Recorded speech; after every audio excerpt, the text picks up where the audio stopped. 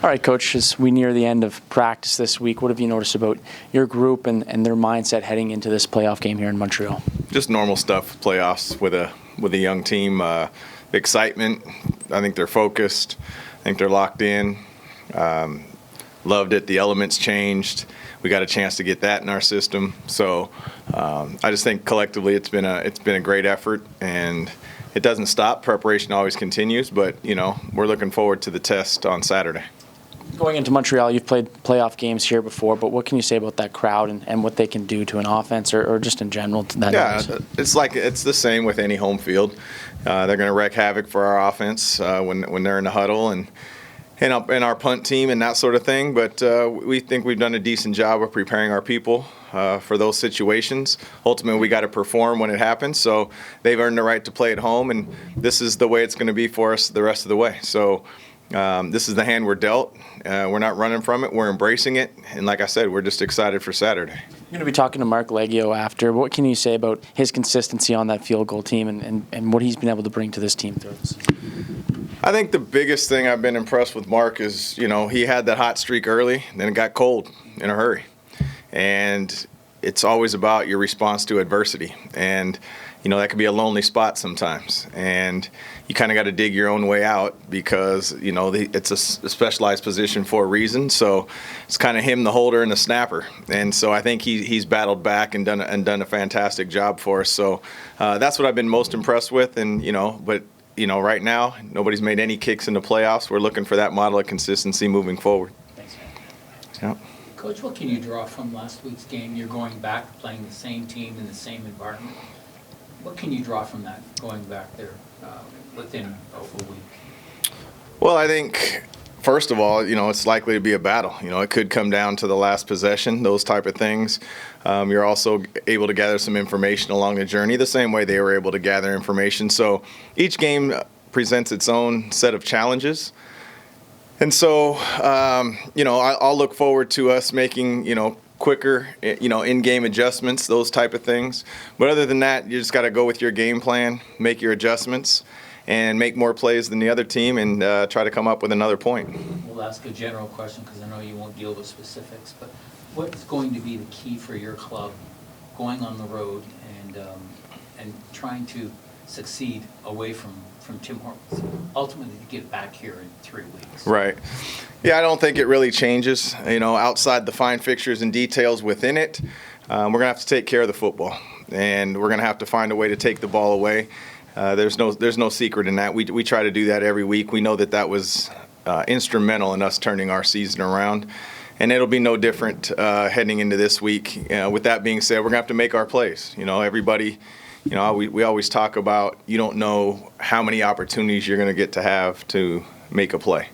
All you can do is make yours. And so some people have plenty of opportunities. Some people only have a few. And it's usually the team that makes those plays the most consistently has the best opportunity. So that's what we're looking forward to. I will try a specific. Sure. Do you know who your starter will be? Yes, I do, and we would. It doesn't do anything for to sit here and unveil that right now, Matt. Both quarterbacks are going to play. How much, that'll be determined by us. So then I will try this. Okay. What has gone into deciding who your starter will be, and is that even important if both quarterbacks are going to play? Is it important who starts rather than who is the one kneeling down in the victory formation? Yeah, no, fair question. I think what's most important is that internally we know exactly the plan and what we're doing. Externally, we can't control that, so don't mind fielding those questions at all. The most important thing is that Bo, Matt, and Kai understand their roles heading into this game and the possibilities, and really that's the focus. Bo has talked about that maybe a younger version of him would not have accepted this. I know I asked you about trust. What does it say about a guy like that he has made it known before what he thinks about his abilities, but he's come here and he's talked about, I want to listen rather than speak. I want to be a part of this locker room. It takes a lot for a guy who has the resume that he has to kind of say, okay, this is who I am now, and this is where I am, and this is the role I want to, or I know I have. Right. Well, let's be real, right?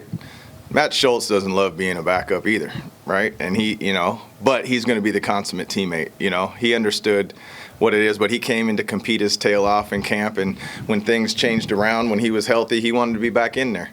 And, I'm sure Bo, initially, I don't think there's any excitement. And that's what you want. You want competitive people. That's the realest way I can put it. The bigger thing is I can't speak for Bo's past and those type of things, is that, the season probably hasn't unfolded, especially injury-wise, the way he'd envisioned. And right now, it's about winning and doing whatever we think is the best for the football team to win. And I just think that not just Bo and Matt. I know this is turning into a quarterback thing, but there's a lot of other players that are not going to be up this week.